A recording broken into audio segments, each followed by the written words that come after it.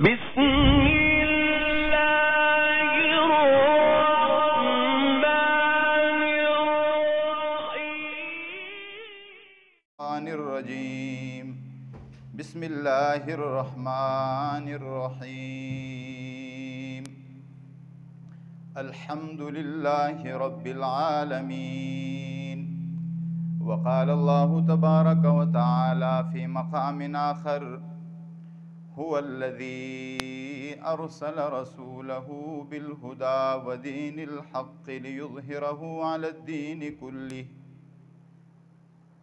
वक़ाल अल्लाहु तबारक व तआला फ़ी मक़ामिन आख़र इक़रा बिस्मि रब्बिकल्लज़ी ख़लक़ ख़लक़ल इंसान मिन अलक़िन इक़रा व रब्बुकल अकरम अल्लज़ी अल्लम बिलक़लम अल्लमल इंसान मा लम यअलम सदक़ल्लाहु मौलानल अज़ीम। अल्लाहुम्मा सल्लि व सल्लिम व बारिक व रहम अला रूहि सय्यिदिना मुहम्मदिन सल्लल्लाहु अलैहि वसल्लम फ़िल अरवाह व सल्लि व सल्लिम व बारिक व रहम अला जसदि सय्यिदिना मुहम्मदिन सल्लल्लाहु अलैहि वसल्लम फ़िल अजसाद व सल्लि व सल्लिम व बारिक व रहम अला क़ल्बि सय्यिदिना मुहम्मदिन सल्लल्लाहु अलैहि वसल्लम फ़िल क़ुलूब व सल्लि व सल्लिम व बारिक व रहम अला रौदति सय्यिदिना मुहम्मदिन सल्लल्लाहु अलैहि वसल्लम फ़िर रियाद व सल्लि व सल्लिम व बारिक व रहम अला बलदि सय्यिदिना मुहम्मदिन सल्लल्लाहु अलैहि वसल्लम फ़िल बिलाद व सल्लि व सल्लिम व बारिक व रहम अला उम्मति सय्यिदिना मुहम्मदिन सल्लल्लाहु अलैहि वसल्लम फ़िल उमम जज़ल्लाहु अन्ना सय्यिदना मुहम्मदन सल्लल्लाहु अलैहि वसल्लम मा हुवा अहलु। अल्लाहुम्मा सल्लि अला मुहम्मदिन नबिय्यिल उम्मी व अनज़िलहुल मक़अदल मुक़र्रब इंदक यौमल क़ियामह। अल्लाहुम्मा सल्लि अला मुहम्मदिन नबिय्यिल उम्मी त्ताहिरिज़ ज़क्की सलातन तुहल्लु बिहल उक़द व तुफ़क्कु बिहल कुरब। अल्लाहुम्मा सल्लि अला सय्यिदिना व मौलाना मुहम्मद सलातन तुनजीना बिहा मिन जमीइल अहवालि वल आफ़ात व तक़दी लना बिहा जमीअल हाजात व तुत्तहिरुना बिहा मिन जमीअ सय्यिआति व तरफ़उना बिहा इंदक आलद दरजात व तुबल्लिगुना बिहा अक़सल गायाति मिन जमीअल खैराति फ़िल हयाति व बअदल ममात। लहू के कतरों के बीज बोकर हज़ारों गुलशन सजाने वालों, ये हमारे शुहदा के लिए है जिन्होंने इस्लाम के लिए और हमारे मुल्क के लिए सहाबा किराम रिज़वानुल्लाहि ताला अलैहिम अजमाइन के इज़्ज़त व नामूस के लिए हज़रात अहले बैत किराम रिज़वानुल्लाहि ताला अलैहिम अजमाइन के अज़मत के लिए और ख़त्म नबूवत के लिए और इस पाक वतन के लिए जिन्होंने क़ुरबानियाँ दी हैं और अपनी जान का नजराना पेश किया है, तो ये चंद अशआर मैं उनकी नज़र करना चाहता हूँ। बहुत तवज्जो के साथ बात सुनेंगे इसलिए कि हम मुसलमान हैं और हमारा वक्त इतना ज़ाया करने का कोई नहीं है। हम सब लोग क़ुरबानी देंगे, मेहनत करेंगे तो तभी हमारा मुल्क तरक्की करेंगे। हिंदुस्तान वालों ने ना जापान के सफ़ीर को बुलाया, रेलवे के सफ़ीर को, उससे कहा कि हम हिंदुस्तान में बहुत बेहतरीन किस्म का तेज़ रफ्तार रेल का निज़ाम चाहते हैं। और एक सफ़ीर जापानी सफ़ीर को लेके 1 घंटा एक जगह, 1 घंटा पार्क में, 1 घंटा किसी और जगह। तो उस जापानी सफ़ीर ने बड़ी अजीब बात कही। उसने कहा कि जब तुम लोग इतना फ़ारिग हो तो तुम्हें तेज़ रेल की क्या ज़रूरत है भाई, ऐसे ही चलते फिरते रहो। तो मेरे दोस्तों, हमारा आप सब का वक्त बहुत कीमती है। हम दिल दिल में सब नियत करें कि हम अल्लाह ताला के बंदे और हुजूर अकरम सल्लल्लाहु अलैहि वसल्लम के उम्मती हैं और अल्हम्दुलिल्लाह पाकिस्तानी हैं और मोहम्मद सल्लल्लाहु अलैहि वसल्लम के आलमी उम्मती हैं। सारी दुनिया हमारी मेहनत का मैदान है। हमारी बड़ी सोच होनी चाहिए। हम तो ये कह रहे हैं ना, पाकिस्तान अल्हम्दुलिल्लाह, पाकिस्तान हमारे लिए तो सब कुछ है। लेकिन अगली बात यह है कि मुस्लिम हैं हम वतन के, सारा जहां हमारा। हाँ, ये भी हमारे दिलो दिमाग में होनी चाहिए। लहू के कतरों के बीज बोकर हज़ारों गुलशन सजाने वालों, निचोड़ कर खून जिगर से अपने चिराग महफिल जलाने वालों, सलाम हो तुम पर ए सरफरोशो सरधड़ की बाजी लगाने वालों, तुम्हारी यादें बसी हैं दिल में उफ़ुक़ के उस पार जाने वालों। हमें अपने शुहदा की अल्हम्दुलिल्लाह कदर है। हाँ, हम वो लोग नहीं हैं कि पाकिस्तान बनने के बाद सिर्फ़ कमाएं खाएं बच्चों के लिए, नस्लों नस्लों के लिए नहीं। हम इस बात को समझते हैं कि हमारा मुल्क कितनी क़ुरबानियों के बाद बना है और आज हमारे मुल्क के क्या हालात हैं और हम में से हर एक को क्या किरदार अदा करना चाहिए और आइंदा मुस्तक़बिल में हम अपने मुल्क के लिए क्या कर सकते हैं। अल्हम्दुलिल्लाह इन बातों को सोच भी रहे हैं, इस पर मेहनत भी कर रहे हैं, क़ुरबानी भी दे रहे हैं और हर इंसान अपनी ताकत का मुकल्लफ़ है। मेरे अज़ीज़ दोस्तों, एक मरतबा सब पूरी तवज्जो के साथ आज़ादी का कलमा ज़रा हम पढ़ते हैं। ला इलाहा इल्लल्लाहु मुहम्मदुर रसूलुल्लाह, ला इलाहा इल्लल्लाहु मुहम्मदुर रसूलुल्लाह, अशहदु अल्ला इलाहा इल्लल्लाहु वहदहु ला शरीका लह व अशहदु अन्ना मुहम्मदन अब्दुहु व रसूलुहु। सारी दुनिया, सारी कायनात और तमाम के तमाम इंसान ग़ुलामी ही की ज़िंदगी गुजार रहे थे। इस्लाम ने आज़ादी का नारा लगाया और हर नबी ने ला इलाहा इल्लल्लाह का नारा लगाया है कि पढ़ो इंसानों, अगर आज़ादी चाहिए तो ला इलाहा इल्लल्लाह पढ़ो। और जिन्होंने कलमा पढ़ा, अल्लाह ताला ने उनको ऐसी अज़ीम आज़ादी नसीब की कि अल्लाह ताला की ज़ात आली के अलावा कोई उनके सामने टिकने वाला मौजूद नहीं था। एक ही के सामने सजदा करने वाले और एक ही से डरने वाले और एक ही का दर्द और गम अपने दिल में रखने वाले और एक ही से मोहब्बत करने वाले, हकीकी मोहब्बत अल्लाह ताला की ज़ात। और मेरे दोस्तों, 600 साल का अरसा दरमियान में गुज़र जाता है। हज़रत ईसा अलैहिस्सलाम और सारी कायनात के सरदार हमारे पाक नबी मोहम्मद अरबी सल्लल्लाहु अलैहि वसल्लम जब हमारे नबी तशरीफ़ लाए तो आप ज़रा सोचो कि कैसी ग़ुलामी थी। खुदा की कसम, इंसानों की ग़ुलामी, जिन्नात की ग़ुलामी, शैतान की ग़ुलामी, अपने हाथों से बनाए हुए बुतों की ग़ुलामी। और ज़रा एक वाक़या आप सुने। मुशरिकीन मक्का ने कहीं जाने का इरादा किया तो एक ग़ुलाम को उसके आका ने कहा, ग़ुलाम थोड़ा समझदार था, ग़ुलाम को आका ने यह कहा कि आप आटे का बुत बनाएं ताकि हम रास्ते में जाएं, उसकी पूजा भी करें और अगर हम मजबूर हो जाएं और भूख लगे तो फिर उसको खा भी लें।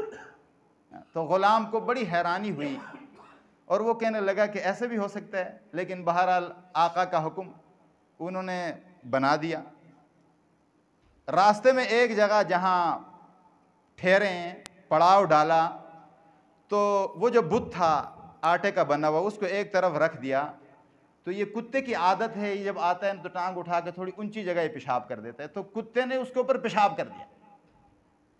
तो वो ग़ुलाम कहने लगा कि ऐसी कौम दुनिया की ज़लील तरीन कौम है कि जिसके खुदा पर कुत्ता ही पेशाब कर डाले। तो ये हाल था ग़ुलामी का और ख्वाहिशात की ग़ुलामी इस हद तक कि अपनी बच्चियों को जिंदा दरगोर कर रहे हैं। तो मेरे दोस्तों, कौन था जिसने सबसे पहले सारी कायनात को, इंसानियत को, जिन्नात को, बूढ़ों को, जवानों को, बच्चों को, औरतों को, सारी कायनात को सबसे पहला आज़ादी का सबक किसने सिखाया? बोलो भाई, हमारे नबी हज़रत मोहम्मद मुस्तफ़ा सल्लल्लाहु अलैहि वसल्लम। तो जब भी आज़ादी का नाम लिया जाएगा तो सबसे पहला नाम सारी कायनात के सरदार हज़रत मोहम्मद मुस्तफ़ा, बदरुद्दुजा, शम्सुद्दुहा, अरब के शहज़ादे, साक़ी कौसर, शाफ़ी महशर, ताजदार मदीना, फ़ख्र दो आलम, आमना के दुर्र यतीम, अब्दुल्ला के लख्त जिगर, महबूब किबरिया हज़रत मोहम्मद मुस्तफ़ा सल्लल्लाहु अलैहि वसल्लम का मुबारक नाम नामी, इसमें ग्रामी आसमान के सूरज से ज़्यादा चमकता हुआ नज़र आएगा। इसलिए मैं कहता हूँ, दुनिया में जो भी आज़ादी का नारा लगाए तो उसको चाहिए कि सबसे पहले मोहम्मद सल्लल्लाहु अलैहि वसल्लम का नाम ले, इंशाअल्लाह आज़ादी मिलेगी। और जो मोहम्मद मुस्तफ़ा सल्लल्लाहु अलैहि वसल्लम का हकीकी ग़ुलाम है वो कभी किसी का ग़ुलाम नहीं बन सकता, और अल्लाह उसको ग़ुलाम रखेगा ही नहीं। हज़रत बिलाल रज़ी अल्लाह ताला अन्हु ग़ुलाम थे, और ग़ुलाम की कोई हैसियत उस ज़माने में नहीं होती थी। उसका कमाना भी आका के लिए, हाँ, उसका बैठना भी आका के लिए, उसका चलना भी आका के लिए, उसका सोना जागना, उसकी हर ख्वाहिश आका की मोहताज थी। और उबई इब्न खलफ जैसे बदमाश और बदकार इंसान का ग़ुलाम। हज़रत बिलाल रज़ी अल्लाह ताला अन्हु ने कलमा पढ़ा और अल्लाह ताला ने इम्तिहान लिया। थोड़ा सा अल्लाह आजमाना चाहता है, थोड़ा सा इम्तिहान होता है, हर एक का, हमारा भी होगा। तो बिलाल के पास से जब काफिर गुजरते हैं तो कहते हैं, आप जिस अल्लाह और जिसका नाम ले रहे हैं, अहद अहद कह रहे हैं कि एक ही है, तो इन हालात में वो क्यों नहीं आपको छुड़ा रहा? तो हज़रत बिलाल रज़ी अल्लाह ताला अन्हु का जवाब बड़ा अजीम है, हर मुसलमान को दिल पे लिखना चाहिए। फरमाते थे कि मेरा अल्लाह ये देखना चाहता है कि मेरा बिलाल अभी कच्चा है कि पक्का है। और फिर अल्लाह ताला ने ऐलान कर दिया कि मेरा नबी का ग़ुलाम हो और वो किसी का ग़ुलाम नहीं बन सकता, बल्कि मैं उसको सारी दुनिया का सरदार बनाऊंगा। हज़रत बिलाल हबशी रज़ियल्लाहु ताला अन्हु मुसलमान हुए, रसूलुल्लाह सल्लल्लाहु अलैहि वसल्लम के मुअज़्ज़िन ख़ास बन गए। मस्जिद नबवी के मुअज़्ज़िन नहीं, याद रखना, मुअज़्ज़िन रसूल। सफ़र के भी, हज़र के भी, जहाँ भी गए मोहम्मद सल्लल्लाहु अलैहि वसल्लम। दुनिया वाले तो कहते हैं पता नहीं हज़रत बिलाल रज़ी अल्लाह ताला के तलफ़्फ़ुज़ ठीक नहीं था। मैं कहता हूँ खुदा की कसम, कायनात में उससे बड़ा कारी और कोई नहीं था जिसने मोहम्मद सल्लल्लाहु अलैहि वसल्लम के लिए अज़ानें दी। मेरे दोस्तों, और फिर आप देखेंगे हज़ारों वाक़यात इस्लामी तारीख़ में ग़ुलामों को अल्लाह ताला ने, ग़ुलामों को 3 हिस्सा दुनिया पर हुक्मरान बनाया है, ग़ुलामों को। और हज़रत रबिई इब्न आमिर रज़ी अल्लाह ताला, ऊपर से नीचे आ रहा हूँ और बात को मैं जल्दी जल्दी समेटने की कोशिश करूँगा, तवज्जो के साथ समझे और सुनने की अच्छे तरीक़े से कोशिश करें। रबिई इब्न आमिर रज़ी अल्लाह ताला अन्हु रुस्तम के दरबार में गए, ईरान, और बहुत सजाया गया था पहले कि बहुत बड़े बड़े लोग आ रहे हैं, मदीना से सफ़ीर आ रहे हैं। और जब देखा कि गधे के ऊपर सवार थे, पुराने कपड़े थे और इज्जत और अजमत से भरा हुआ उनका अजीमुशान चेहरा था, उनके चेहरे को देखकर रुस्तम के ऊपर रौब तारी हो गया। हज़रत रबिई बिन आमिर रज़ी अल्लाह ताला अन्हु ने फरमाया, हम वो लोग हैं कि जो इंसानों को इंसानों की ग़ुलामी से निकाल कर अल्लाह ताला की ग़ुलामी में लाना चाहते हैं। ये हमारे नबी ने हमें सबक सिखाया है।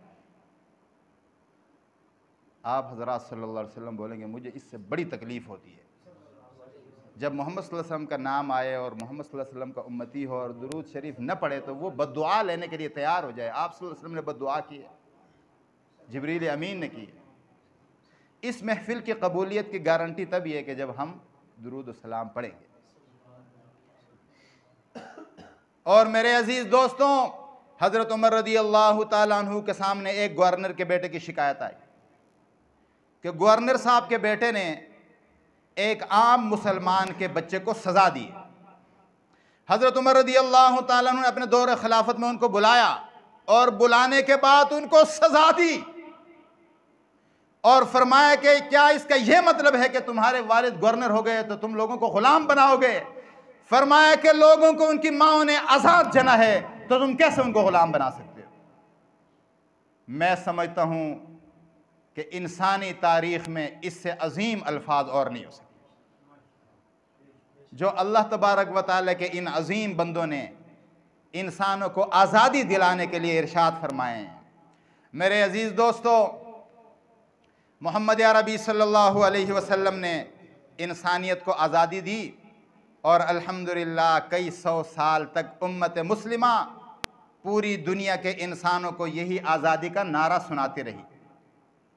आप ज़रा देखें कि मदीना मुनव्वरा से हमारा पाकिस्तान, हिंदुस्तान, चाइना, इसी तरह अफ्रीका और ऐसे ही यूरोप के कई ममालिक, यानी दुनिया बहुत थोड़ी सी रह गई थी, बाकी हर तरफ अल्हम्दुलिल्लाह इंसान आज़ाद ही आज़ाद।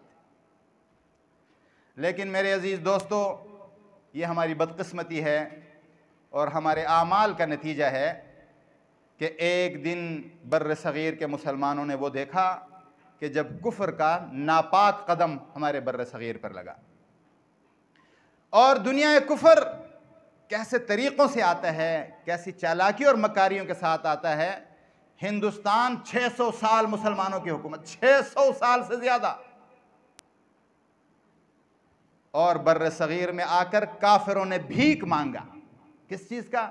हम यहाँ तिजारत करना चाहते हैं, हमारे मुल्क में लोग भूखे मर रहे हैं, आपको अल्लाह ने बहुत इज़्ज़त वाली ज़िंदगी दी है, शान और शौकत वाली दी है, तो हम तिजारत करना चाहते हैं, हमें तिजारत की आज़ादी दी जाए। थोड़े से ही लोग थे, बरतानिया से आए और यहाँ जब मुसलमान हुक्मरानों ने उनको तिजारत की इजाज़त दी, अभी कुछ ही अरसा गुजरा था कि बरतानिया की जो मलका थी उसने 100 बड़े बड़े जो लोग थे उन पर मुश्तमिल एक कमेटी बनाई और फिर ईस्ट इंडिया कंपनी के नाम से एक कंपनी बनाई और मुसलमानों को सिर्फ ये बावर कराया कि इसका काम है तिजारत करना, आपको भी फ़ायदा होगा, हमारे मुल्क को भी फ़ायदा होगा, दरमियान वालों को भी फ़ायदा होगा। ईस्ट इंडिया कंपनी ये 1601 में तकरीबन बनी है, 1600, और ये तिजारत होती रही और आहिस्ता आहिस्ता आहिस्ता आहिस्ता इन काफिरों ने और शैतानी नस्लों ने सबसे पहले बांग्लादेश में ऐसे मुसलमानों के साथ छेड़छाड़ शुरू कर दी, क्योंकि थोड़ी ताकत आ गई। तो वहाँ सुल्तान नवाब सिराजुद्दौला, उस अजीमुल मर्तबत मुसलमान बुजुर्ग ने सबसे पहले अंग्रेज़ों के ख़िलाफ़ ऐलान जिहाद किया। लेकिन मुसलमानों में भी बड़े गलीज़ किस्म के लोग ऐसे हर दौर में पैदा हुए हैं। हम आज क्या गिला करेंगे, हमारे पाक नबी मोहम्मद अरबी सल्लल्लाहु अलैहि वसल्लम के मुबारक चेहरे को देख रहे थे, इसके बावजूद मुनाफिकीन अब्दुल्लाह बिन उबई और उसके नस्ल। तो इस ज़माने में तो यकीनन तो कुछ ऐसे लोग दरमियान में कि जिन्होंने मुसलमानों को नुकसान पहुँचाया। नवाब सिराजुद्दौला शहीद हुए और उनके बाद टीपू सुल्तान ने जिहाद का कलमा बुलंद किया, हत्ता कि टीपू सुल्तान के साथ भी गद्दारी हुई, वो भी शहीद हुए। और फिर मेरे दोस्तों, शाह वलीउल्लाह मुहद्दिस देलवी रहमहुल्लाह, उन्होंने बाज़ाबिता तौर पर अपनी औलाद को इस मकसद के लिए तैयार किया। अगर हम ये कहें कि आज हमारे पास कलमा, इस्लाम, अखलाक, अमानत व दियानत और कुफ्र और कुफ्रिया निज़ाम और उनकी सकाफ़त के ख़िलाफ़ अगर हमारे पास ये नज़रिया है, तो ये शाह वलीउल्लाह मुहद्दिस देलवी रहमहुल्लाह और उनकी औलाद की क़ुरबानी का नतीजा है। हज़रत शाह वलीउल्लाह मुहद्दिस देलवी रहमहुल्लाह के बाद उनके अजीम फ़र्जंद शाह अब्दुल अज़ीज़ मुहद्दिस देलवी रहमहुल्लाह ने फतवा दिया और उन्होंने देख लिया। एक बात यहाँ समझने की कोशिश करें कि दारुल इस्लाम क्या है और दारुल हरब क्या है, ये बहुत अहम बात है। मेरे अजीज़ दोस्तों, जहाँ इक़्तिदार मुसलमान चाहे नाम का ही क्यों न हो, अगर इक़्तिदार उसके हाथ में है तो उसको कहेंगे ये दारुल इस्लाम है, और जहाँ इक़्तिदार कुफ्र के हाथ में हो तो उसको कहेंगे ये दारुल कुफ्र है। बस इतनी बात याद रखना, चुनांचे में कोई धोखा नहीं दे सकेगा। इसलिए कि आज हमारे मुल्क में कुछ लोग ऐसे हैं जो पाकिस्तान को दारुल हरब कहते हैं और फिर पाकिस्तान में बंदूक उठाते हैं। लिहाजा हम ये कहते हैं कि किसी एक आदमी की इनफरादी बात के ऊपर किसी मुसलमान को नहीं जाना चाहिए, बल्कि 1400 साल से जो इस्लामी इस्तिलाहात हमारे अकाबिर फ़ुक़हा मुहद्दिसीन और बुज़ुर्गों ने बताई हैं, हम सिर्फ़ व सिर्फ उन इस्तिलाहात को उन्हीं की तशरीह के मुताबिक मानेंगे। बाद के किसी आदमी की तशरीह को हम मानने को तैयार नहीं। इसलिए पाकिस्तान के अंदर फितना हो रहा है, हर एक अपनी मर्ज़ी की बात करता है। मेरे अजीज़ दोस्तों, हिंदुस्तान में कुफ्र के असरात इतने बढ़ गए कि अब इख्तिदार भी किसी के पास बाकी नहीं रहा। शाह अब्दुल अजीज़ मुहद्दिस देलवी रहमतुल्लाह ने फतवा दिया कि हिंदुस्तान अब दारुल इस्लाम नहीं है, दारुल कुफ्र है। और फिर अपने अजीज़ों को सैयद अहमद शहीद रहमतुल्लाह और दीगर अकाबिर की जमात बनाई, जिहादी मूवमेंट। हमारे बर्रे सगीर में उन हज़रात ने जिहादी तंजीम बनाकर ऐलान जिहाद कर दिया, और अल्हम्दुलिल्लाह इन हज़रात ने पेशावर से शुरू किया और इन तमाम इलाक़ों में इस्लाम के कलमे को लहराया, और बालाकोट की वादी में उन हज़रात को शहीद कर दिया गया। और उस मौके पर भी बड़े गद्दार दरमियान में थे, जिनकी गद्दारियों की वजह से ऐसा हुआ।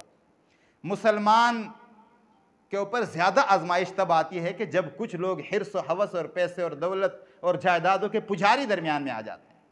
आप देखेंगे कोई भी इदारा उस वक्त तक तरक्की नहीं कर सकता जब तक कि उनके लोग मुखलिस ना हो।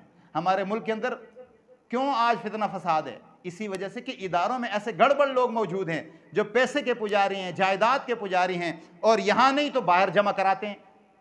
और अल्हम्दुलिल्लाह मेरे दोस्तों, याद रखना, जो मेरी बात को सुन रहे हैं, अल्हम्दुलिल्लाह ये कलमा हक है।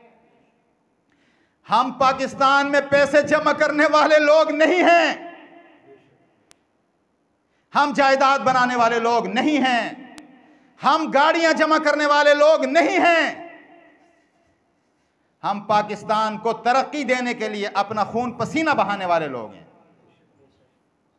और हमारे अकाबिर ने अपना सब कुछ छोड़ा है अपने मुल्क के लिए। मेरे दोस्तों, अजीज भाइयों, बस मैं समेट रहा हूं, आप लोग तंग तो नहीं हो रहे हैं? मैं बिल्कुल इंशाअल्लाह जल्दी से समेट रहा हूं बात को।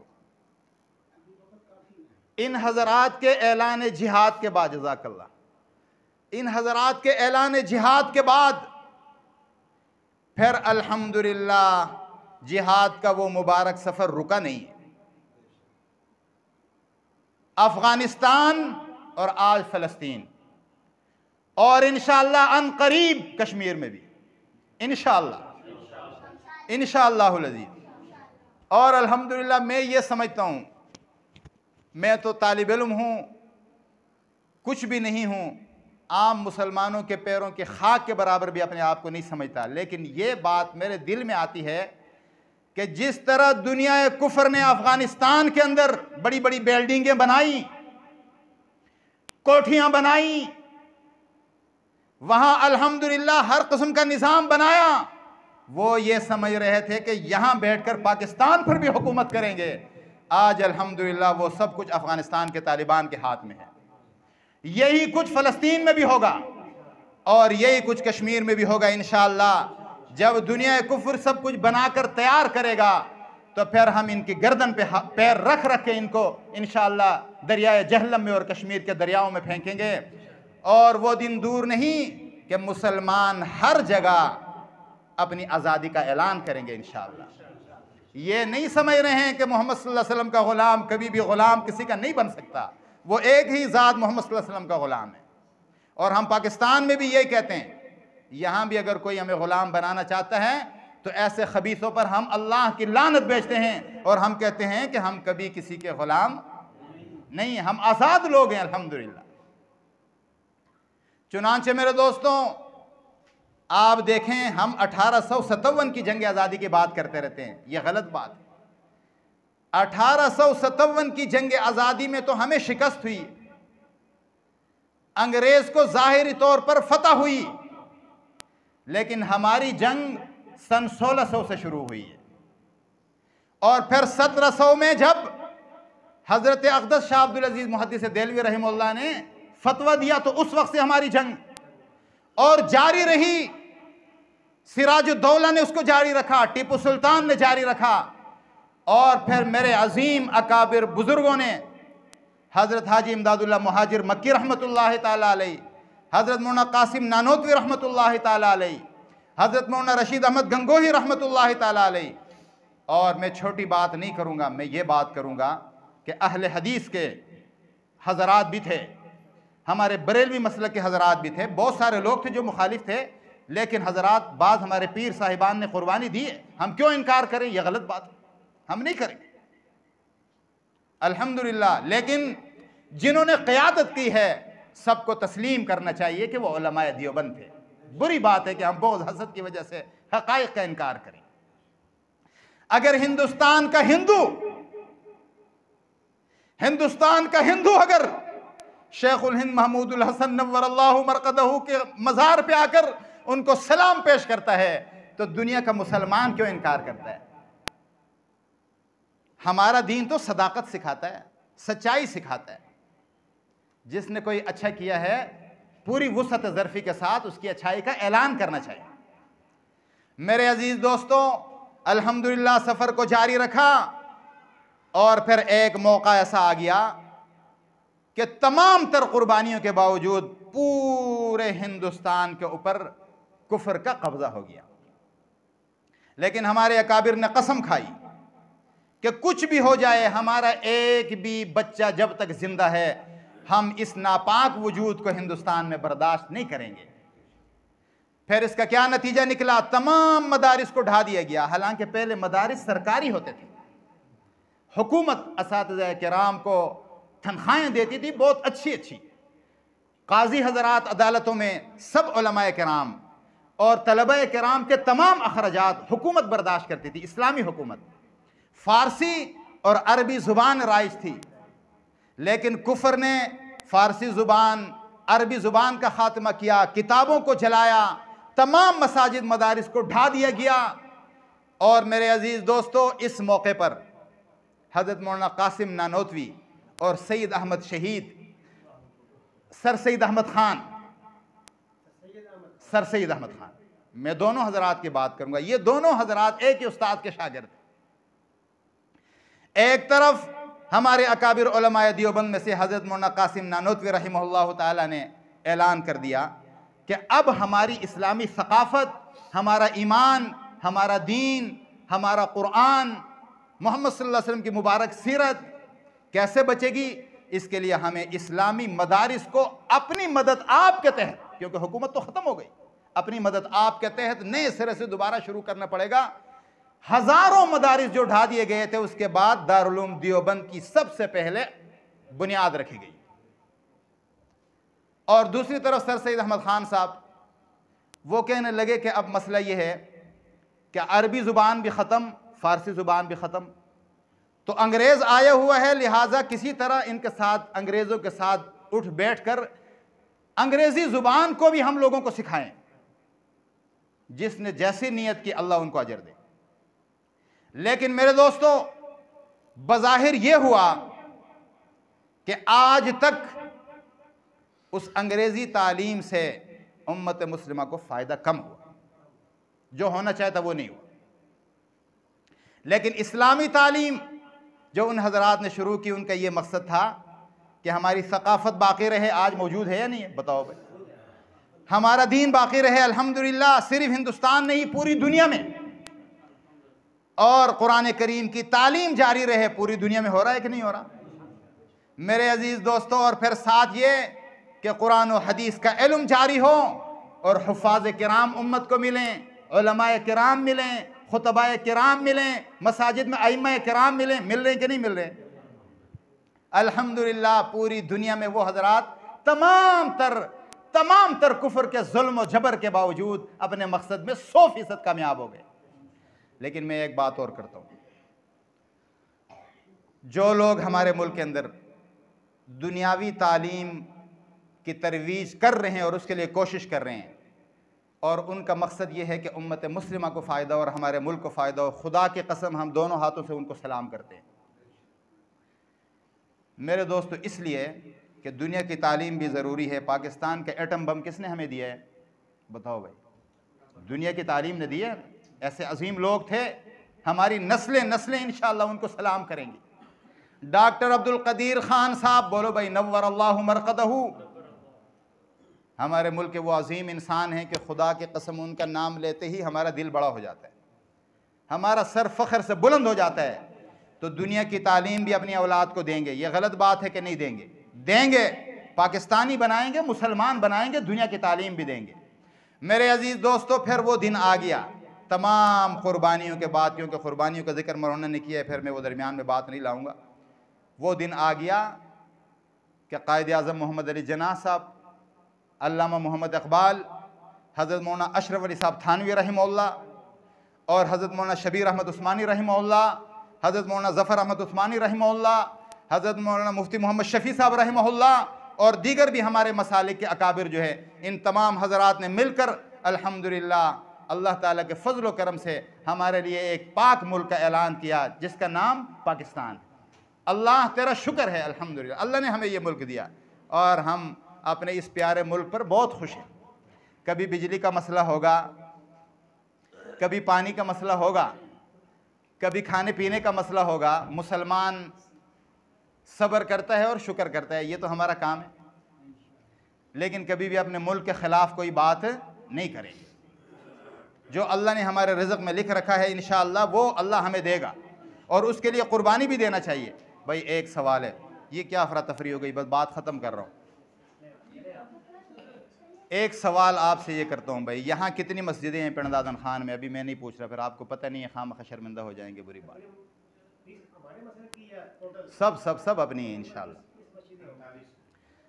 अब मैं ये सवाल करता हूँ आप सब भाइयों से कि किसी भी मस्जिद का, छोटी सी मस्जिद है और 20 से 25 आदमी वहाँ नमाज़ पढ़ने आते हैं, उस मस्जिद का जो इमाम है अगर वो शराब पिए, नऊज़ु बिल्लाह अस्तग़फिरुल्लाह, अगर नऊज़ु बिल्लाह आपको पता चल जाए कि ज़िना करता है या कोई गलत काम करता है, आप इमाम रखेंगे उसको? तो हम लोगों को डूब मरना चाहिए, डूब मरना चाहिए कि छोटी सी मस्जिद में एक इमाम, उसको हम रखने को तैयार नहीं है और पूरा मुल्क हम ऐसे लोगों के हवाले कर रहे हैं, खुद ही दे रहे हैं। और जब भी मौका आता है, जब भी मौका आता है, मुसलमान ऐसे लोगों के अपना मुल्क को हवाला करते हैं कि जो किसी भी एतबार से पाकिस्तान के लिए वो लायक नहीं है। तो इसलिए हर मुसलमान को सोचना चाहिए। मेरी ये बात पता नहीं कहाँ कहाँ तक सुनी जा रही होगी, मैं कह रहा हूँ कि जब भी वोटों का मौका आए तो पाकिस्तान को तरक्की देनी है तो फिर नेक लोगों को, पाकीज़ा लोगों को, अच्छे किरदार वाले लोगों को वोट देना पड़ेगा। आज हमारे रोड का क्या हाल बना हुआ है और ये लोग ये समझ रहे हैं कि भाई अगर रोड अभी इस हुकूमत ने बना लिया तो ये पिछली हुकूमत के खाते में जाएगा। इस बात को बुनियाद बनाकर 3 साल से हम इस रोड पे जलील हो रहे हैं। तो ये इनकी सोच है। और मेरे दोस्तों, आप हैरान होंगे कि छोटे छोटे काम हो जाएं तो वज़ीर आज़म, वज़ीर आला वहाँ जाते हैं और 3 साल से हमारा रोड किस तरह है, हमारे यहाँ मुसलमानों के क्या हालात हैं, लोग कैसे रो रहे हैं। मैंने खुद रोज़, क्योंकि मैं आता जाता हूँ, खुदा की कसम, यहाँ गाड़ियों वाले बद्दुआएं दे रहे हैं और इन हुक्मरानों को गालियाँ दे रहे हैं, बहुत गंदी गंदी। लेकिन कोई इस तरफ फिक्र ही नहीं है, कोई गम ही नहीं है, इसलिए कि उनको हमारा क्या गम है भाई। हमने उन्हीं लोगों को मुंतखब किया है जो गम करते ही नहीं है, जो हमारे लिए फ़िक्र करते ही नहीं है।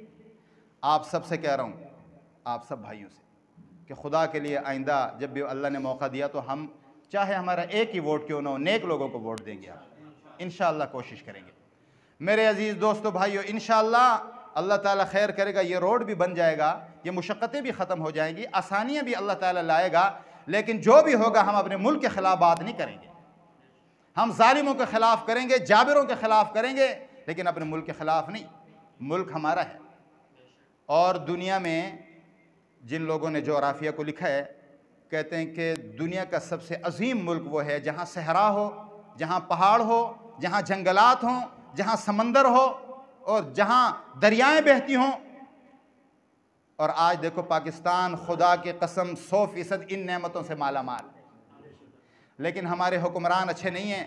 मैंने एक गैर मुस्लिम का इंटरव्यू सुना, उससे किसी ने पूछा कि क्या वजह है कि मुसलमानों के मुल्क तरक्की नहीं कर रहे हैं और काफिरों के मुल्क तरक्की कर रहे हैं। उस आदमी ने बड़ी अजीब बात कही। उसने कहा कि मुसलमानों के हुक्मरान अपने मुल्क और आवाम के खैर ख्वाह नहीं हैं। मुसलमानों के जो हुक्मरान हैं उनकी औलाद तो तरक्की कर रही है। कल जिनके पास एक गाड़ी थी आज 10 गाड़ियां हैं। कल जिनके पास कुछ भी नहीं था आज वो अरबों के मालिक हैं। वो तो तरक्की कर रहे हैं, लेकिन अवाम इसलिए नहीं कर रही कि वो हमारे खैर ख्वाह नहीं है। और उसने कहा कि जितने गैर मुस्लिम ममालिक में हुक्मरान हैं वो अपनी अवाम के खैर ख्वाह हैं। मेरे दोस्तों, अजीज़ भाइयों, बात ख़त्म हो गई। अल्लाह ने हमें आज़ादी दी है, अल्हम्दुलिल्लाह हम आज़ाद हैं। हमारे यहाँ नमाज़ें हो रही हैं, अज़ानें हो रही हैं, कुरान की तालीम हो रही है। आज देखो अल्हम्दुलिल्लाह मदरसे का यहाँ है, अब ज़ोहर के बाद वहाँ दूसरा मदरसे का है। तो हम अपने अल्लाह का शुक्र अदा करते हैं। अल्लाह ने हमें इज़्ज़त भी दी है, अल्लाह ने हमें दीन भी दिया है, अल्लाह ताला ने हमें कलमा भी दिया है, अल्लाह ताला ने हमें आज़ाद मुल्क भी दिया है। अल्लाह पाक तेरा शुक्र है, अल्हम्दुलिल्लाह।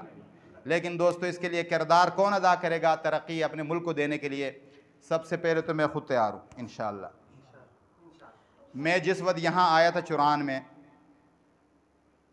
आज मैं 2011 को आया था, मैं 40,000 रुपये लेके आया था, 40,000 रुपये अपने साथ। वो 40,000 मेरे अजीम बुज़ुर्ग दोस्त मेजर याकूब साहब को दिए। उन्होंने मुझे एक मोटरसाइकिल ख़रीद कर दिया, खुद ही मेरे साथ गए यहाँ से दीना, और दीना जाके उन्होंने मुझे ख़रीद कर दिया एक मोटरसाइकिल। ये 2011 की बात है। और मैं 5-5 हज़ार रुपये हर महीने उनको किस्तें देता रहा। मेरे पास आज ला इलाहा इल्लल्लाहु मुहम्मदुर रसूलुल्लाह उस पुराने मोटरसाइकिल के अलावा और कोई चीज़ नहीं है। और मुझे इस बात पर फ़ख्र है कि मैंने एक ईंट भी इस मुल्क से अपनी ज़ात के लिए नहीं बनाई। मेरे अकाबिर यहाँ तुम्हारे सामने मौजूद हैं, उनके हालात तुम्हारे सामने मौजूद हैं। हम इस मुल्क के खैर ख्वाह हैं, हम अपने मुल्क को तरक्की देना चाहते हैं, हम आपकी औलाद के खैर ख्वाह हैं। ये मसाजिद मदारिस बनाकर हम चाहते हैं हमारा दीन भी बरकरार रहे, हमारा मुल्क भी तरक्की करे, ख़त्म नबूवत का तहफ़्फ़ुज़ हो, सहाबा कराम की इज़्ज़त व नामूस का तहफ़्फ़ुज़ हो, कुरान करीम की तालीम जारी रहे। आखिरी बात अर्ज़ करो, ये नहीं समझना कि उधर भी मदरसा है, यहाँ भी है, यहाँ भी है। हमारे हर घर में मदरसा होना चाहिए। ये जो आपकी सब्ज़ी मंडी है ना, सब्ज़ी मंडी, मैं तो कहता हूँ यहाँ अगर सब्ज़ी मंडी से ताल्लुक़ रखने वाले कोई भाई बैठे हुए हैं, उनको चाहिए कि ज़ोहर के बाद सब्ज़ी मंडी के अंदर मदरसा बनाएं। अल्लाह ने आपको इतनी प्यारी जगह दी है, क्या वजह है कि आप अपने घर में लोगों को बुला बुला के कुरान पढ़ाते रहते हैं, दुकान में बुला कर पढ़ाते हैं? तो फिर आप अपने घर का एक कमरा क्यों खाली नहीं करते ताकि हर वक्त वहाँ कुरान की तालीम और बरकतें आम हों? ये क्या बात हुई कि भाई एक दिन थोड़ी देर के लिए बुला दिया, खाना पीना दे के फिर वापस भेज दिया? सब्जी मंडी के अंदर कुरान करीम का मदरसा होना चाहिए। जोर के बाद सब कुछ खाली होता है, एक कारी साहब का इंतज़ाम हो, वो आएँ और पढ़ाएँ। हमारे घर के अंदर होना चाहिए। हमारे कमरे जो हैं उनमें एक कमरा जिस वक्त वो फारिग हो उस वक्त वहाँ निज़ाम होना चाहिए। हमारी बेटियाँ अल्हम्दुलिल्लाह पढ़ी लिखी हैं, नहीं तो मदरसे से एक जो है वो उस्तानी का उनसे बात कर ली जाए, भाई मेरे महल्ले में 10, 15, 20 औरतें जो हैं, मेरे घर के अंदर एक कमरे में उनकी इज़्ज़त के साथ और पर्दे के साथ तालीम होगी। बेटी आप आया करो, थोड़ा सा इनको पढ़ा के जाया करो, रोज़ उनको कलमा याद कराएं, नमाजें याद कराएं, दीन की तालीम उनको दें। किसने रोका है हमें? और फिर मेरे दोस्तों, ये मदरसा अब बन रहा है। अब बनाना अल्लाह ताला के हुक्म से हुआ। जिन लोगों ने कोशिश की, अब हमारा फ़र्ज़ बनता है कि हम इसको आगे ले जाने की कोशिश करें, हम तरक्की दें इसको। इमाम तहावी रहमहुल्लाह, उनके बारे में उनकी ज़िंदगी में मैंने पढ़ा, लिखा हुआ था कि एक यहूदी आदमी उनके करीब रहते थे और इमाम तहावी रहमहुल्लाह मदरसे के अंदर दाखिल हुए और उनके पास अखराजात जो है वो ख़त्म हो गए। तो इमाम तहावी रहमहुल्लाह ने ये इरादा किया, तालिब इल्म थे, कि अब जाऊँगा, मेहनत मजदूरी करूँगा, कुछ पैसे हो जाएँ तो फिर आके पढ़ूँगा, अब मेरे लिए यहाँ रहना मुमकिन नहीं है। लेकिन कहते हैं कि वो जो यहूदी था वो इस नौजवान को चलते फिरते उनको देखता कि खूबसूरत इंसान है और बहुत बाअदब है। तो उनको परेशानी में देखा तो उनसे पूछा कि बेटे आप क्यों परेशान हैं? तो उन्होंने कहा कि मैं यहाँ से जा रहा हूँ, मदरसा छोड़ के जा रहा हूँ कुछ महीनों के लिए। तो कहा कि क्यों? पता चला भाई अखराजात ख़त्म हो गए। उस यहूदी ने कहा आपके तमाम तालीमी अखराजात मैं देने को तैयार हूँ, अगरचे मैं यहूदी हूँ लेकिन आप एक ऐसे इंसान हैं कि आपके इस इलाके में आपकी ज़रूरत है। और कहते हैं कि उस यहूदी ने इमाम तहावी रहमहुल्लाह के तमाम अखराजात बर्दाश्त किए।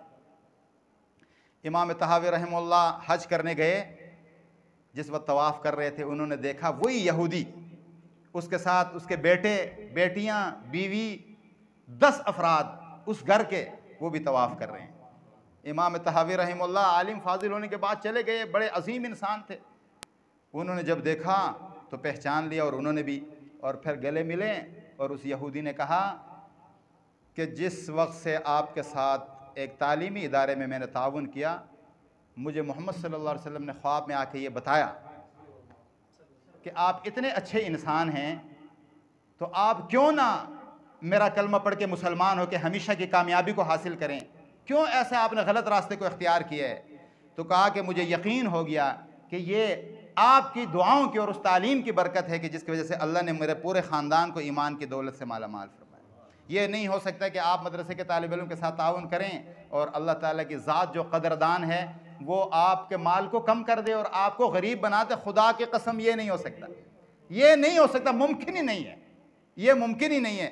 इसलिए जो लोग मदारिस से ताउन करते हैं, अल्लाह ताला के फजल व करम से उनका कारोबार बढ़ता जा रहा है, उनकी इज़्ज़त भी बढ़ती जा रही है और अल्लाह ताला और अता फरमाएगा।